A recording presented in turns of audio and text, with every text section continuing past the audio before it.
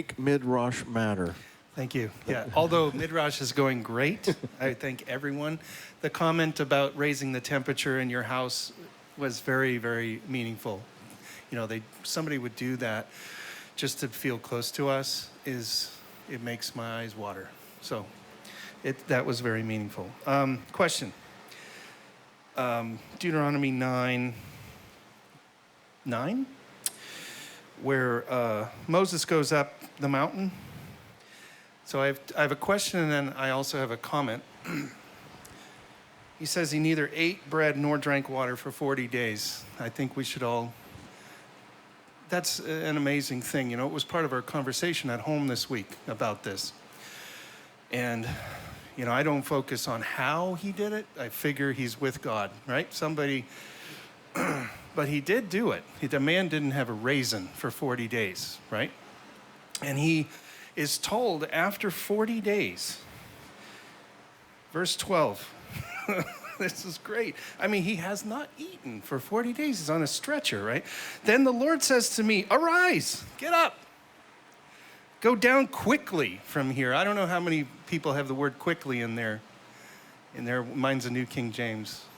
But I'd like to do a little study of that. I mean, quickly, go down 3,000 meters, right, on a mountain. Old man. And and I'm thinking he's writing this down, you know. He's going, I got to keep track of all this. Where's breakfast, you know? When's the biscuit and gravy situation? And he does not eat. If you look, he goes down. He's like, yep, and they're terrible, and we're going to blot them out.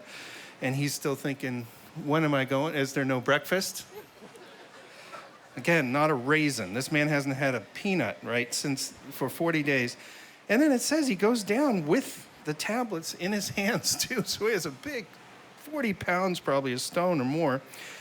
He gets down there, and he says, oh, my goodness, you wasted 40 days of me fasting. I haven't eaten a raisin in 40 days.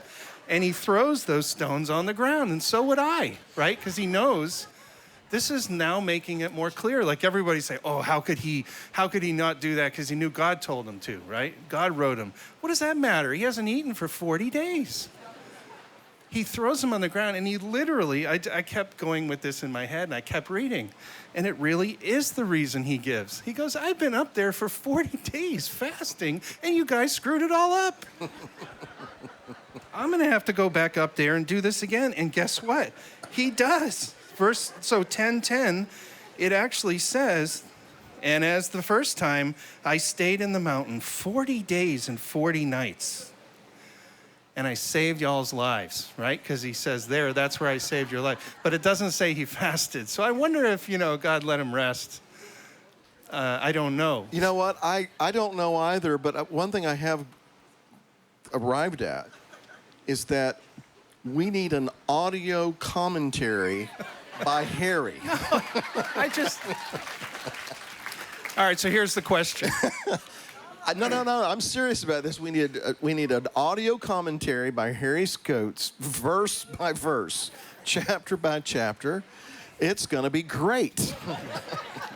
Sorry, this is what you get for reading every day, right? I mean, so the thing I really love about it, though, is it's a representation of, all right, so he's getting... he's preparing for the marriage to God, right, of the Israeli people. At Pentecost, right, he receives this. What's the word in Hebrew? Shavuot. There you go. I never remember it. Sorry. And then Yeshua does it himself as well. 40 days and 40 nights after he's baptized, he goes out and fasts for 40 days and 40 nights. And I wondered if you could comment on, and of course the people walked for 40 years. So what is the 40, first of all, if you know? Okay. And second,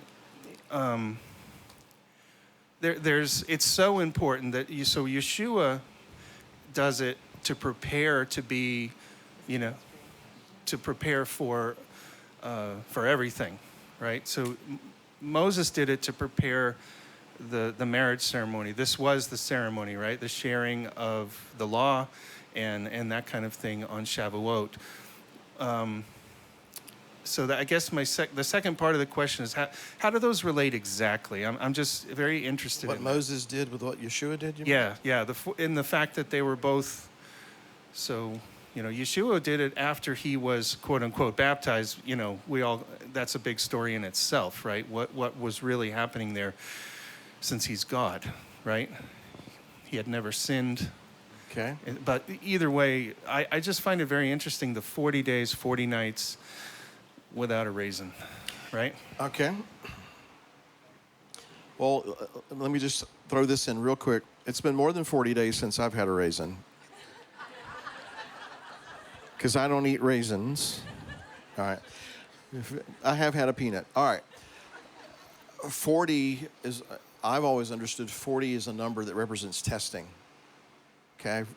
Goliath taunted Israel for 40 days, 40 nights. Yeshua was in the wilderness, and he was fasting for 40 days and 40 nights. You just mentioned Moses. I think there's probably some other examples of where you see 40 attached to the idea of things, trials, testing, those kinds of things. So I think that is, at least on one level, that's the idea behind the 40 days and 40 nights. It's just always represented testing. As far as the relationship between the two, I mean, Moses and everything he does is a precursor, or he is a template of some kind of the Messiah. We just mentioned it a while ago. He stands in the gap. When God's ready to wipe them out and start a new nation through him, he says, you can't do that, because if you do that, then the nations are going to say you can't deliver them, have mercy, forgive them. If you're going to blot them out, then blot me out too. So that's kind of pointing us to the Messiah. And so he's doing the things that the Messiah is going to fulfill. He's pointing us in that direction. So the fact that he has to do this, actually, at least twice, right, is because it's because the covenant was broken. The reason he had to go up that second time is because the covenant was broken. They broke the covenant at the golden calf. He broke the tablets, breaking the covenant. And that's when God's getting ready to wipe them out, but that's when he steps in and says, no, don't do that. So he kind of took that upon himself when he stood in the gap on behalf. Yeshua's doing the same thing. So I think just on the surface, that's the connection there.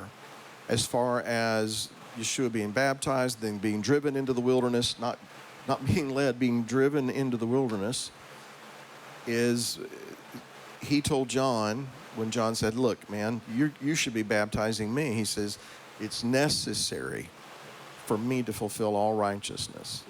In other words, that is always translated to me, I'm not going to ask others to do what I'm not willing to do myself. I'm going to set the example. Not that I have to be immersed to symbolize forgiveness of sin, but I'm just going to lead by example. And so that's my very simple interpretation of why that happened. But then also to be driven into the wilderness, to be, tempted by the adversary.